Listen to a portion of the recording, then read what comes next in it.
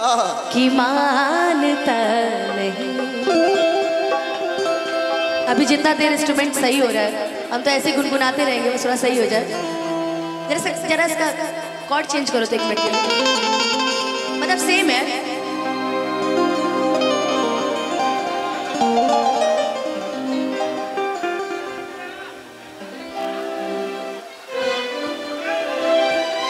मेरी मोहब्बत हो कि दिल है दीवाना, तुमको ही चाहे, तुम मेरी चाहत हो।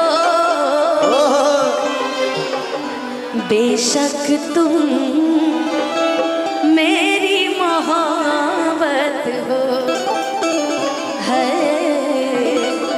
कि बेशक तुम मेरी मोहब्बत हो। किसे चुप बैठे रोए सजनिया, साजना को भाग गई सौतनिया। हाय निकला बलम हर जाई, किसी से कोई प्यार ना करे। कि बड़ी महंगी पड़ेगी ये जुदाई, किसी से कोई प्यार ना करे।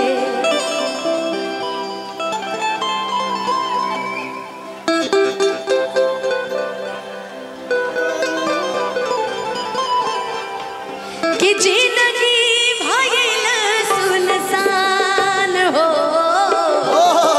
आज दिल ना लगे यहाँ से पहले, बाप मेरा भाई आज दिल ना लगा यहाँ से पहले एक गाने की फरमाइश भी पीछे एक भाई ने की थी, जो मैंने भिट्ठा महोत्सव में पहली बार गाया था। और दिल ना लगा यहाँ से पहले यही गाना मैंने गाया था कि जागे चंदा ले आवा खबरिया, कि कैसन बारी मोरी जान। आइए गोलू हो गया।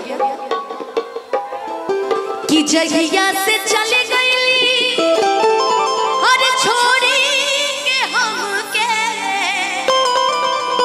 कि जिंदगी भइल सुनसान हो।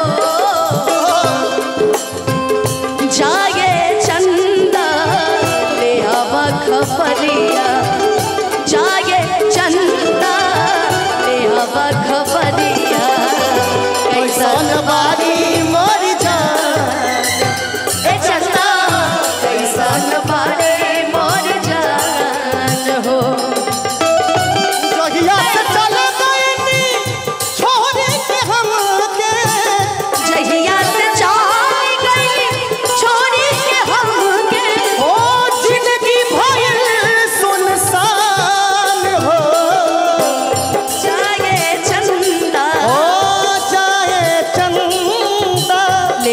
खबरिया, जागे चंदा ले आवा खबरिया, कैसन बारी मोरी जान ए चंदा, कैसन बारी मोरी जान।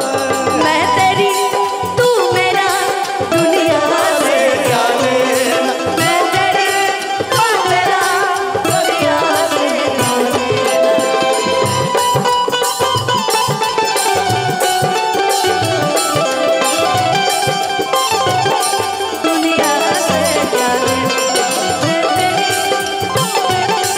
अनुपमा जी, कितने दिनों के बाद है आई। देखिए सच में आज बहुत दिन के बाद मिले हैं, इसीलिए ये मेरा सॉन्ग मुझे याद आ गया। कितने दिनों के बाद है आई सजना रात मिलन की, हो कितने दिनों के बाद है आई सजना रात। अब हमसे ना सही जाए जुदाई आई सजना रात मिलन की, कितने दिनों के बाद है आई सजना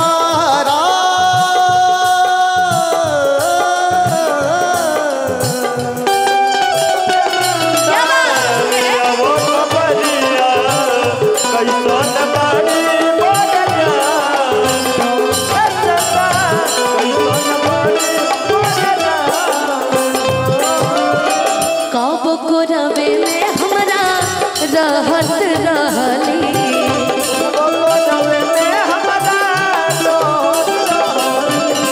क्षण भर जुदाई ना सहत रहली क्षण भर जुदाई ना सहत रहली अब तो हमार बिना अरे देखले सुरतिया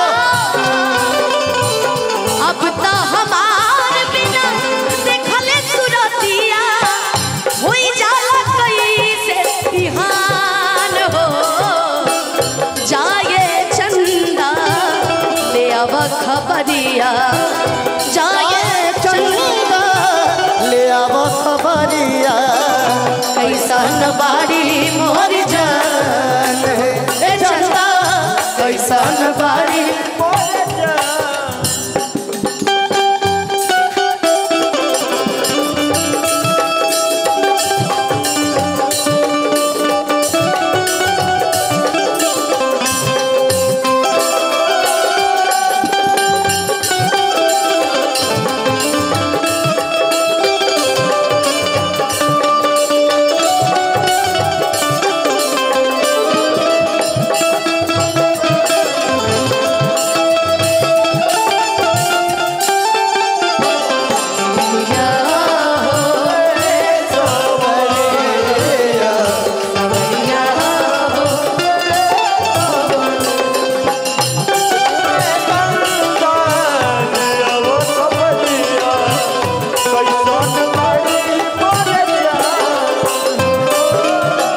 इतनी अच्छी लाइनें इस गाने में हारन पंकज भैया ने लिखी है कि कलेजा उतार कर रख दिया है ना।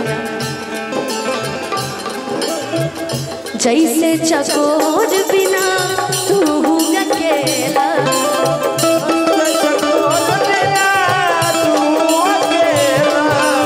पंकज के वो साही जिंदगिया कटेला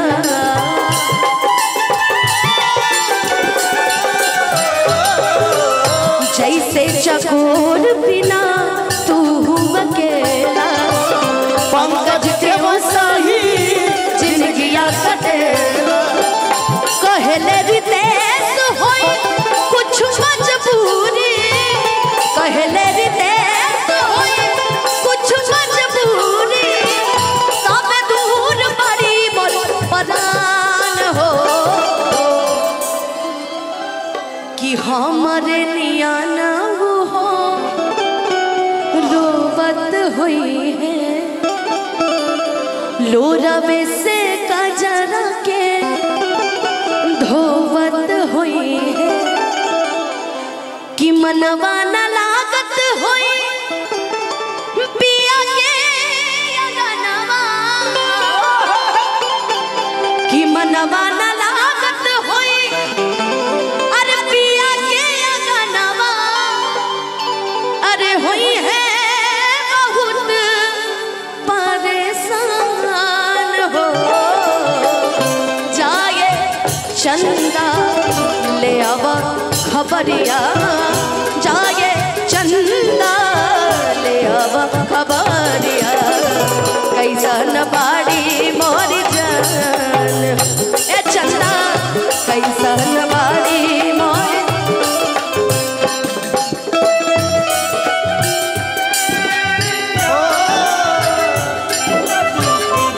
अच्छा एक गाना है शायद मुझे थोड़ा बहुत याद है आपको पूरा याद होगा बिछड़े अभी तो हम बस कल परसों जीऊंगी मैं कैसे इस हाल में बरसों बिछड़े तो बस कल परसों जीऊंगी मैं कैसे इस